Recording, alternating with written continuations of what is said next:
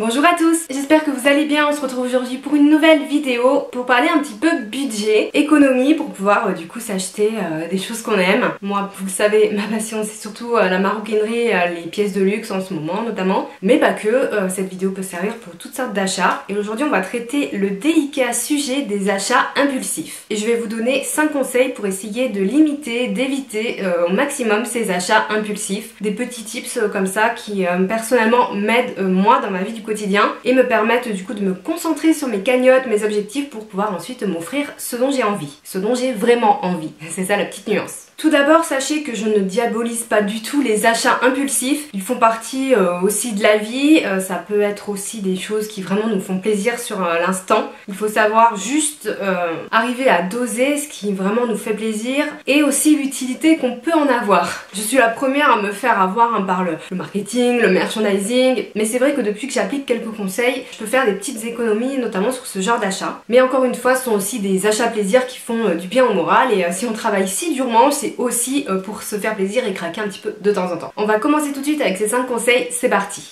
Mon tout premier conseil, ça va être de se concentrer sur un objectif fixé. Notamment si vous êtes en phase de faire une cagnotte pour vous offrir par exemple un sac ou un voyage, peu importe. Cet objectif va vraiment vous aider à faire des économies, à éviter les achats d'impulsion, les achats potentiellement inutiles. Donc demandez-vous quel est votre objectif du moment. Alors peut-être que vous n'en avez pas, mais que votre objectif c'est tout simplement de garder un peu plus de budget à la fin du mois pour mettre de côté ou pour mettre cet argent dans d'autres choses. Dans tous les cas, même mettre de côté, c'est déjà un objectif, en tout cas à mes yeux. À chaque fois que vous serez en face d'un achat dit impulsif, je vous donne un exemple, à la caisse d'un magasin, vous allez chez Zara et à la caisse, rayon bijoux. Voilà, rayon bijoux, tentation ultime. Je me suis fait avoir il y a pas longtemps avec ce collier d'ailleurs. Même pas parce que je l'ai pas acheté la première fois, je suis retournée pour l'acheter. Mais finalement c'était pas un achat impulsif vu que j'y ai toujours pensé quelques temps après, on en parlera juste après. Ça y est, je commence à me mélanger. Donc justement, cet objectif va vous permettre de vous dire au moment où vous voyez par exemple ce collier à la caisse, ça va être 15 € de moins dans ma cagnotte. Donc, est-ce que j'ai vraiment envie d'acheter ce collier? Comment je vais faire pour récupérer entre guillemets ces 15 € de perdus pour pouvoir les mettre dans ma cagnotte? Notamment si par exemple tous les mois vous avez décidé de mettre, mettons 50 € dans la dite cagnotte. Si vous dépensez 15 € pour ce collier qui n'était pas ni un achat utile dans le sens où vous en aviez besoin, ni un achat prévu, ni un achat du quotidien, comment vous allez faire pour récupérer ces 15 € et les rajouter pour pouvoir les mettre dans votre cagnotte? Je peux vous dire que déjà quand on pense ça, on se dit ouais bon, il va falloir du coup que je grappille sur autre chose, peut-être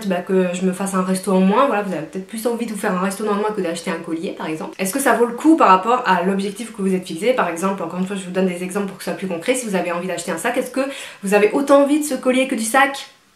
Je ne crois pas. Également, si voilà vous avez croché sur des trucs, notamment des petits accessoires, etc., je vous conseille d'aller vérifier sur AliExpress avant d'acheter quoi que ce soit. Même ce collier, je suis sûre qu'on en trouve sur AliExpress. J'ai été bête. Vous voyez, je suis pas. Des fois, j'oublie mes conseils. Mais allez regarder sur les trucs comme AliExpress parce que souvent pour des babioles, donc tout ce qui est bijoux, coques de téléphone, tous les petits trucs comme ça, je suis sûre que je le trouve à 2 € sur AliExpress. J'en suis sûre. Si je le trouve, je vous mettrai le lien en barre d'infos. C'est un collier Mango si jamais. Donc voilà pour le premier conseil, restez focus sur votre objectif. Deuxième conseil, posez-vous les bonnes questions. Ça va un peu de pair avec le premier. Quand vous êtes en phase de cet achat impulsif, encore une fois je vous donne l'exemple de cette session shopping qui a pas, enfin c'était même pas une session shopping, c'était avant un rendez-vous chez le dentiste. Je suis allée chez Mango parce que voilà, j'avais vu ce collier, j'avais décidé finalement de l'acheter. Et j'ai quand même fait le tour du magasin. Je ne sais pas pourquoi, parce que j'avais un peu de temps là-dessus. Il y avait un rayon avec plein de t-shirts à 3 €. Et je me suis mis à regarder tout le rayon. Et puis j'en ai trouvé à ma taille. Je me suis dit, ah, pourquoi pas, ils ont l'air sympas et tout. Mais c'était vraiment des t-shirts genre blanc basique, enfin des choses. Et je me suis dit, mais ok, enfin t'en as pas vraiment besoin. Est-ce que là, à ce jour, tu as par exemple besoin de ce t-shirt blanc d'un garde-robe parce que tu n'en as plus, que les autres étaient trop petits ou trop abîmés, etc.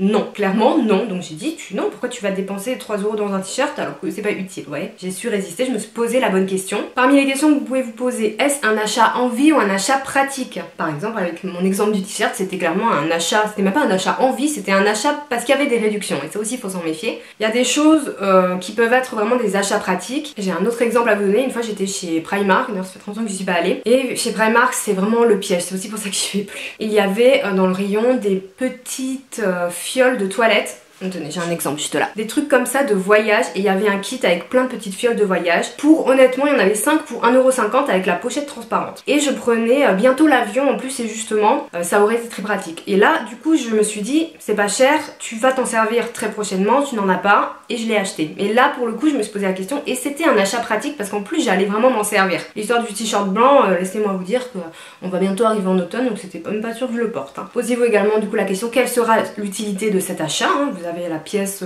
le truc en face de vous, voilà, quelle sera l'utilité. Pour l'histoire de la pochette des fioles de voyage, ben, j'allais avoir l'utilité vraiment très prochainement. En plus parfois c'est vrai que je prends pas souvent l'avion, mais bon, quand je le prends souvent des valises cabine, donc au final c'est quelque chose qui n'était pas très cher. J'ai pu récupérer de l'argent dans mon budget et ça a été utile. Demandez-vous aussi combien de fois je vais m'en servir dans l'année, et ça c'est très bien pour les vêtements et tout ce genre de choses. Très honnêtement, combien de fois vous allez vous en servir dans l'année par rapport au prix. Donc pour le petit kit d'avion, 1€, 1,50€, je vais peut-être m'en servir je sais pas 3 fois, 4 fois dans l'année, mais le prix ça va. Et ça c'est vraiment une question que je me pose beaucoup, notamment pour les vêtements d'été, parce que même si j'habite dans le sud et qu'on a quand même un été indien, etc., quand des fois je craque sur des robes à 50€ et tout, je me dis franchement bon, c'est pas forcément utile parce que je vais pas vraiment m'en servir beaucoup. Et même là, des robes que j'ai achetées cette année, je me suis fait la réflexion il y a pas longtemps, je me suis dit ah finalement pour l'instant tu les as portées genre 2 fois chacune. Donc combien de fois je vais m'en servir dans l'année? Est-ce que, notamment pour les vêtements, ce vêtement me va vraiment bien? Et ça c'est très important pour éviter tout ce genre d'achat inutile. Moi je me demande vraiment, maintenant je n'achète que des trucs où c'est un coup de cœur sur moi, où je me dis ça me va bien, je me sens belle, ça me met en valeur. Et tous les trucs, des fois vous savez on achète des trucs, oh c'est un peu moyen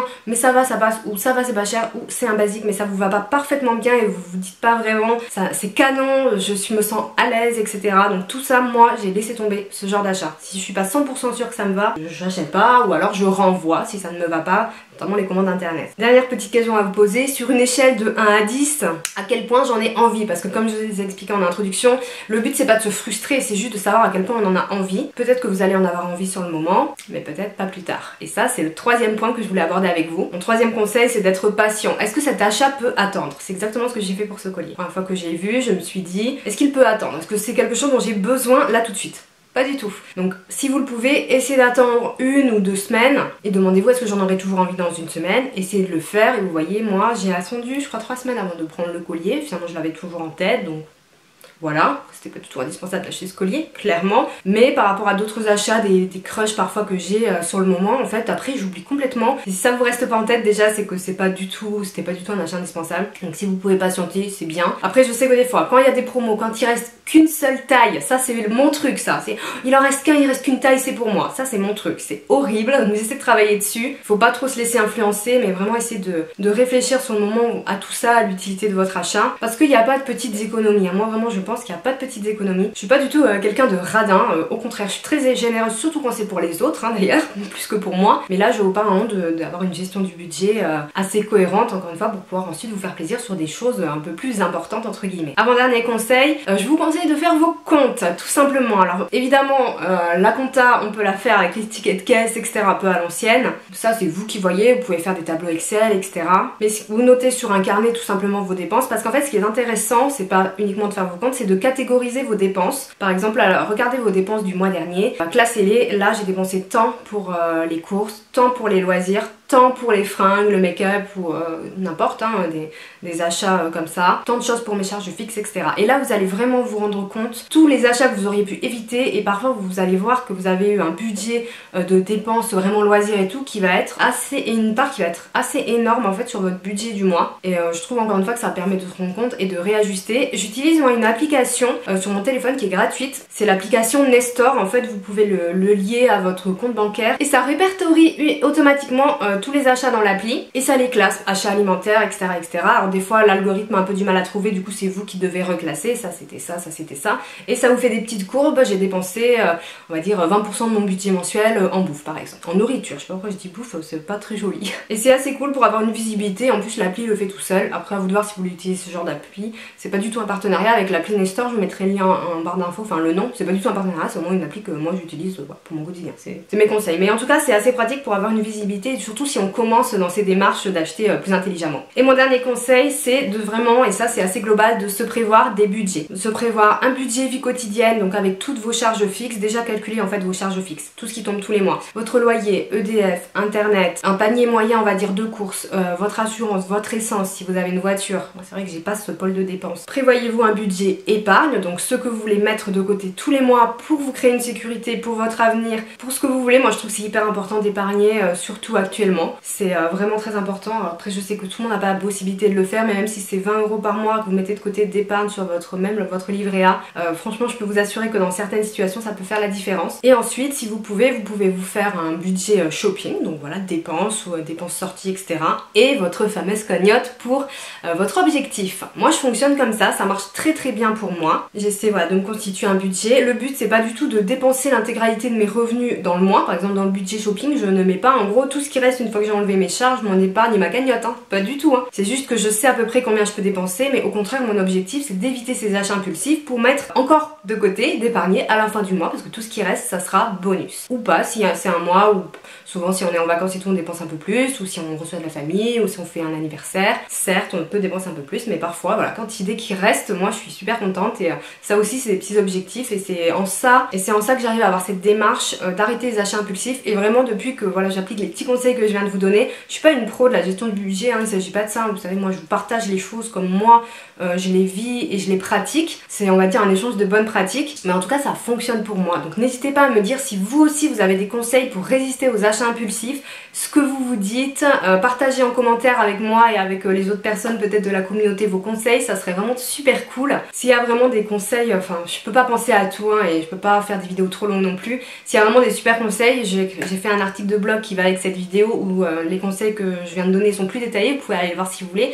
Et donc si vous avez des super conseils, je les ajouterai dans l'article du blog, je les développerai un petit peu. Donc voilà, n'hésitez pas, c'est hyper cool qu'on puisse échanger sur ça en commentaire. Donc voilà, on me demande souvent comment je fais pour pouvoir m'offrir, on va dire, ponctuellement et très ponctuellement des pièces de luxe, etc. Bah, notamment en appliquant toutes ces techniques pour éviter voilà, tous ces petits achats qui polluent. Et franchement, encore une fois, il n'y a pas de petites économies, parce que je peux vous dire que 1 € plus 5 € plus 10 € par-ci par-là, vous regardez à la fin du mois tout ce que vous avez acheté que vous auriez pu éviter, et je peux vous dire que ça vous fait vraiment réfléchir. Et c'est comme ça aussi qu'on arrive à du coup se faire plaisir sur d'autres choses. Après, si vous êtes une shopping addict et que vous adorez dépenser votre argent dans plein de petites bêtises, faites-vous plaisir, hein. Clairement chacun fait comme il veut, et tant que ça vous rend heureux et que ça vous met pas en difficulté financièrement, je ne vois pas où est le problème. J'espère que cette petite vidéo conseil vous a plu. Moi je trouve ça hyper intéressant encore une fois de parler de ce sujet. Ça a un peu rapport avec le luxe, pas directement, mais ça reste dans la thématique en tout cas que j'aime aborder. Je vous attends en commentaire, et vous pouvez liker la vidéo si elle vous a plu, et pourquoi pas vous abonner à ma chaîne si vous en avez envie. Je vous fais de gros bisous et je vous dis à bientôt. Ciao.